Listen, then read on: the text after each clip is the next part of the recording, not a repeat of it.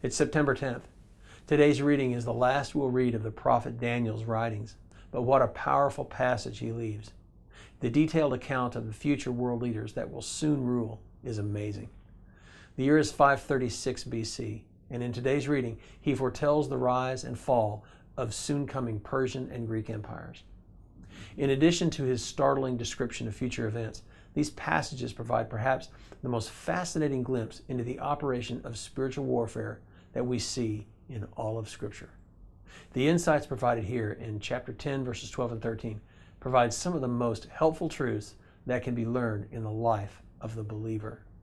Quote, "From the first day that you set your heart to understand and to humble yourself before God, your words were heard.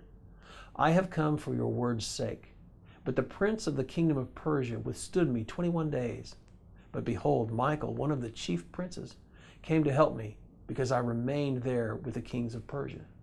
This angelic being tells Daniel that God had heard his prayer from the first moment he prayed, that he, the angel, had been dispatched to answer Daniel and help him, that he, the angel, had been blocked for 21 days by a spiritual opponent, that he, the angel, needed help to overcome his opponent, and that Michael, the powerful archangel, arrived to assist him.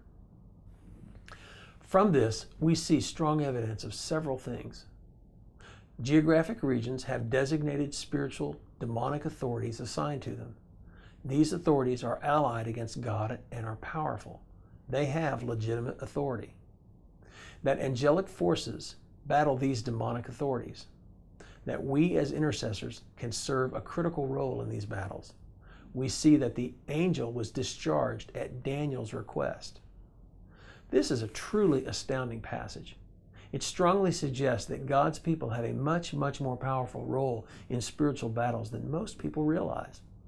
This passage compels believers to wake up to the reality of the intense spiritual warfare that's taking place around us and to engage in it.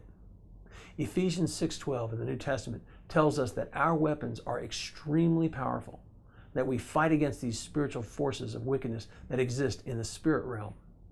We, through prayer, impact this battle. One may ask, why does God need us? He doesn't need anything, right? Well, remember that as creatures made in God's image, He gave us authority, and we, through the fall, ceded that authority to evil forces. Part of our destiny as followers of Jesus is to walk in that authority that Jesus regained for us through His redemptive death and resurrection. And so prayer is effective because through prayer we are using that authority that is available to us. By praying, we are actually taking authority over spiritual forces. This specific kind of prayer is not just asking God to do something for us, as much as it is utilizing spiritual authority to interact and engage in the battle itself. Undoubtedly, to many skeptics, it sounds far-fetched, but it is nevertheless the reality in which we live. Believers have great authority, and we have to learn to use it. Here's today's application. Do you see yourself as having authority?